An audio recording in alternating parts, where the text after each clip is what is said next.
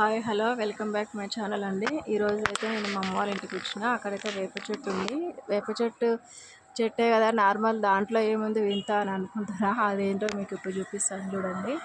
వేప చెట్టు అంటే ఇప్పుడు చెట్ల మీద మనకి ఎన్నో రకాల పక్షులు అయితే వాళ్తాయి కదండి. అట్లా వాలినప్పుడు అవి రెట్టలు వేస్తాయిగా, వాటి రెట్టల్లో ఉండే గింజలు పండ్లు, కొన్ని రకాల పండ్లు అయితే తింటాయి కదా పక్షులు. అట్లా తిన్న పండ్లు రెట్ట రూపంలో వస్తాయి కదా, అట్లా చెట్టు మీదనే చెట్టు అయితే వస్తుందండి. అట్లా మనకైతే వేప చెట్టు మీద కూడా ఇంకో చెట్టు వచ్చింది. చెట్టు అంటే చెట్టు కాదు, తీగ అండి. అదో రకమైన తీగ. ఈ మధ్య చాలా చోట్ల అయితే చూస్తున్నా, మనకైతే ఆకులు ఎండిపోయి ఉండేది. ఇప్పుడైతే మనకి ఈడ ఆకులు అయితే బాగున్నాయి ఫ్రెష్గా. ఇవ్వండి, ఇది వేప చెట్టు మెయిన్నే తీగ వచ్చిందండి. ఇది ఏం తీగ అంటారో నాకైతే తెలియదు, తెలిస్తే కామెంట్ చేయండి.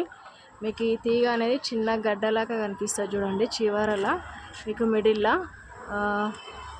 ఎట్లా చూపించాలి, ఇవ నా ఫింగర్ కనిపిస్తుంది కదండి, లాస్ట్ వేపాకులు కనిపిస్తున్నాయి కదా, ఆడ ఉంది గడ్డ. ఆ గడ్డ ద్వారా నుంచి ఈ తీగ అనేది వచ్చింది. ఇదంతా వేప చెట్టుకే వచ్చింది, ఇది ఎక్కడి నుంచి రాలేదండి. తెలిస్తే కామెంట్ చేయండి.